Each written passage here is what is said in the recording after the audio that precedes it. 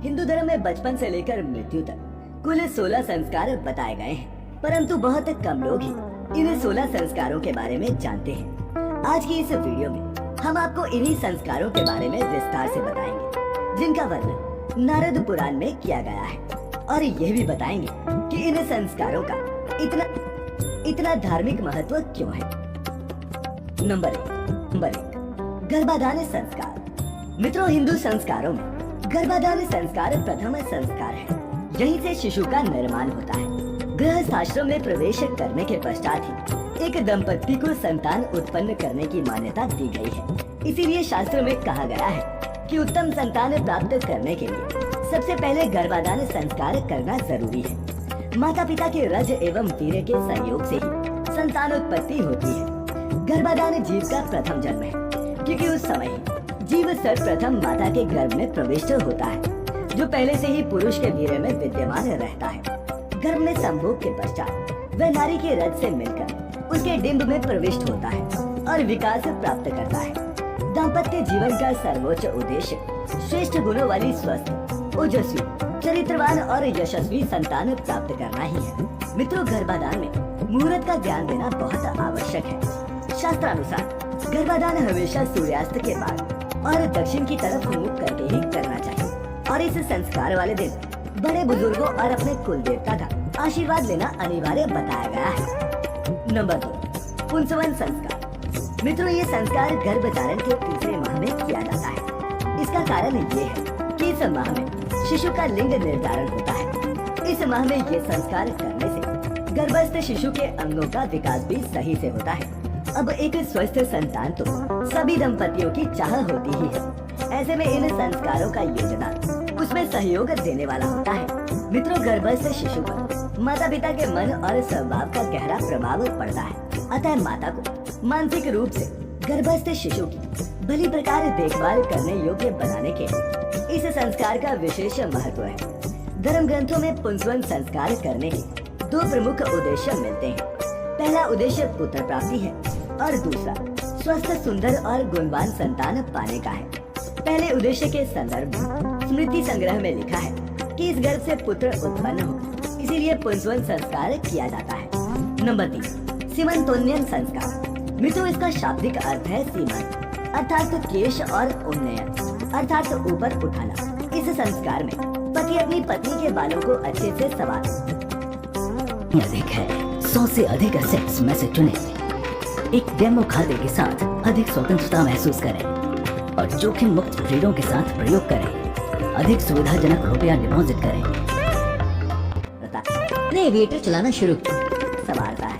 जब महिला का गर्भ 6 महीने का हो जाता है, तो उस समय माता को आने वाले शिशु के लिए सीमंतोन्नयन संस्कार प्राप्त करना होता है। इस संस्कार के द्वारा गर्भवती महिला को मानसिक मजबूती प्रदान की जाती है। वहीं उसे सकारात्मक विचारों से परिपूर्ण रखना भी बहुत जरूरी है। इस समय में बच्चे का विकास हो रहा होता है। ऐसे में माँ के हृदय में नई नई इच्छाएं पैदा होती हैं, और शिशु के मानसिक विकास में इन सभी इच्छाओं का पूरा होना अति आवश्यक है, क्योंकि वह सब सुनता समझता है। अतः 6ठे या 8वें महीने में इस संस्कार को कर लेना चाहिए। नंबर 4, जात कर्म संस्कार। मित्रों, जात कर्म संस्कार हिंदू धर्म संस्कारों में चौथा संस्कार है। गर्भस्थ बालक के जन्म होने पर ये संस्कार किया जाता है। जात कर्म संस्कार में वैदिक मंत्रों द्वारा संतान के दीर्घ जीवन और मेधावी होने की मंगल कामना की जाती है। इस संस्कार से शिशु को कई दोषों से मुक्ति मिलती है। इस संस्कार में बच्चे को स्नान कराना, मुख आदि साफ कराना, मधु और घी चटाना शामिल है। इससे माता के गर्भ में जो रस पीने का दोष रहता है वो भी दूर हो जाता है। नंबर 5, नामकरण संस्कार। 16 संस्कारों में नामकरण संस्कार मित्रों 5वां संस्कार है। सनातन हिंदू धर्म के अनुसार शिशु के जन्म के महज 10वें ही दिन उसका नामकरण संस्कार करवा लेना चाहिए। शुभ दिन और मुहूर्त के साथ राशि के अनुसार शिशु का नाम रखे जाने की खास अहमियत है। मित्रों, मनुष्य की योनि में जन्म लेना वैसे तो एक सौभाग्य की बात है, लेकिन नामकरण वाली जगह सबसे पहले वहाँ अभिषेक किया जाता है, क्योंकि ऐसा माना जाता है कि शिशु में पूर्व जन्म का कुछ प्रभाव रह जाता है। अभिषेक करने से पूर्व प्रभावों से मुक्ति मिलती है। इसके पश्चात कलश का थोड़ा सा जल या फिर गंगा जल हाथ में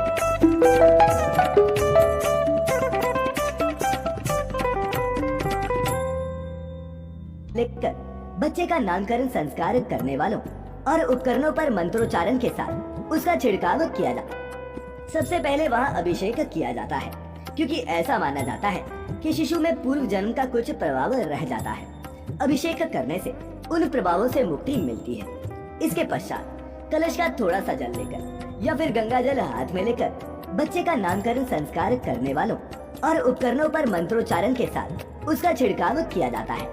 नाम प्राय दो होते हैं, एक गुप्त और दूसरा प्रचलित। गुप्त नाम माता पिता के अलावा और किसी को भी पता नहीं होता। शिशु का नया नाम लेकर सबके द्वारा उसके चिरंजीवी, धर्मशील, स्वस्थ एवं समृद्ध होने की कामना की जाती है। छठा, निष्क्रमण संस्कार। मित्रों, निष्क्रमण का अर्थ होता है बाहर निकालना। इस संस्कार के तहत शिशु को घर से बाहर ले जाकर सूर्य देवता के दर्शन करवाए जाते हैं। शिशु के जन्म के तुरंत बाद उसे सूर्य की रोशनी के करीब नहीं लाया जाता। इससे उसकी आंखों पर नकारात्मक प्रभाव पड़ सकता है। इसीलिए जब बालक की आंखें तथा शरीर कुछ पुष्ट बन जाए तभी इस संस्कार को करना चाहिए, अर्थात जन्म के चौथे मास में निष्क्रमण संस्कार कर सकते हैं। 4 मास के बच्चे का ज्ञान और कर्मेंद्रियां सशक्त होकर धूप, वायु आदि को सहने योग्य बन जाती हैं। सूर्य तथा चंद्र देव का पूजन करके बच्चे को सूर्य और चंद्र आदि के दर्शन करवाना इस संस्कार की मुख्य प्रक्रिया है। अब चूंकि मनुष्य का शरीर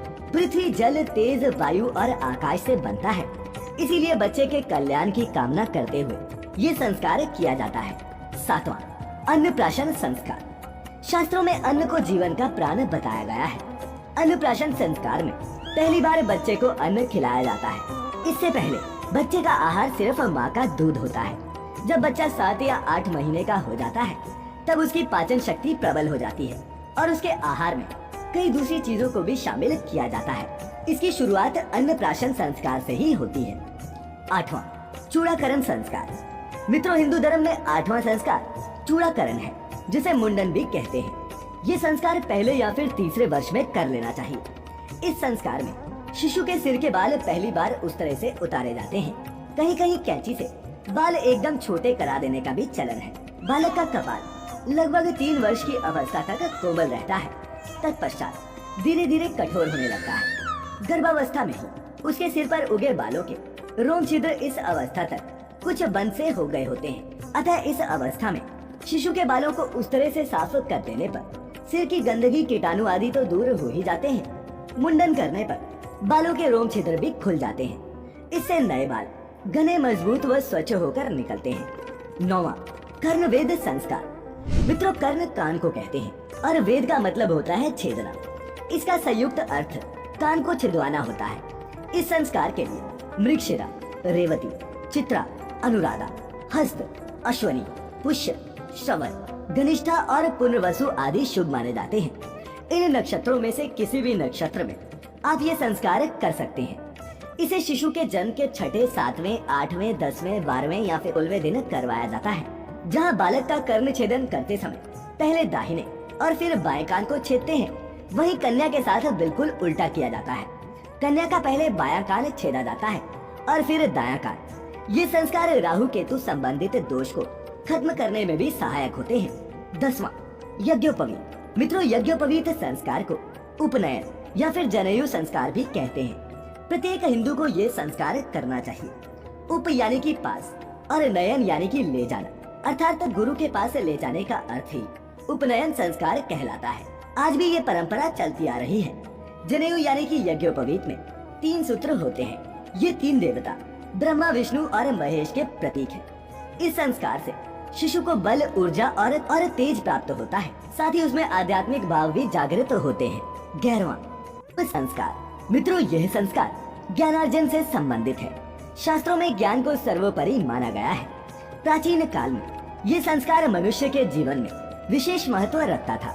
यज्ञोपवीत के बाद बालकों को वेदों का अध्ययन एवं विशिष्ट ज्ञान से परिचित होने के लिए योग्य आचार्यों के पास भेजा जाता था और उसी प्रक्रिया को वेदारंभ संस्कार कहा जाता है। 12वां, केशांत संस्कार। केशांत का अर्थ है बालों का अंत करना या फिर उन्हें समाप्त करना। विद्या अध्ययन से पूर्व भी केशांत संस्कार किया जाता है। शिक्षा प्राप्ति से पहले शुद्धि जरूरी है ताकि मस्तिष्क ठीक दिशा में काम करे। प्राचीन काल में गुरुकुल से शिक्षा प्राप्त करने के बाद भी केशांत संस्कार किया जाता था। इसे करने के लिए शास्त्रों में उत्तरायण का समय उचित बताया गया है, जहाँ मुंडन में पहली बार बच्चे के सिर्फ सिर के बाल काटे जाते हैं। वहीं इस संस्कार में सिर के बालों के साथ साथ पहली बार उसकी दाढ़ी भी बनाई जाती है। 13वां समावर्तन संस्कार। मित्रों, समावर्तन संस्कार का अर्थ है फिर से लौटना। आश्रम या फिर गुरुकुल से शिक्षा प्राप्ति के बाद व्यक्ति को फिर से समाज में लाने के लिए यह संस्कार किया जाता था और इसका आशय है ब्रह्मचारी व्यक्ति को मनोवैज्ञानिक रूप से जीवन के संघर्षों के लिए तैयार करना। 14वां विवाह संस्कार। उचित उम्र में विवाह करना भी जरूरी है।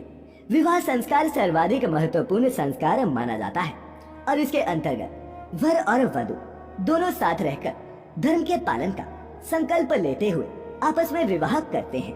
विवाह के द्वारा सृष्टि के विकास में योगदान ही नहीं दिया जाता, बल्कि व्यक्ति के आध्यात्मिक और मानसिक विकास के लिए भी ये जरूरी है। इस संस्कार से व्यक्ति पितृ ऋण से भी मुक्त हो जाता है। 15वां वानप्रस्थ संस्कार। पुत्र के पुत्र अर्थात पौत्र का मुख देख लेने के बाद मनुष्य पितृ ऋण से मुक्त हो जाता है। घर छोड़ने की संभावना न हो तो घर का दायित्व ज्येष्ठ पुत्र को सौंपकर अपने जीवन को आध्यात्मिक जीवन में परिवर्तित कर लेना ही वानप्रस्थ संस्कार माना जाता है। शास्त्रों में भी कहा गया है कि गृहस्थ के बाद वानप्रस्थ ग्रहण कर लेना चाहिए। इससे सारे मनोविकार दूर हो जाते हैं और मन में निर्मलता आती है, जो संन्यास के लिए बहुत जरूरी है। 16वां अंत्येष्टि संस्कार।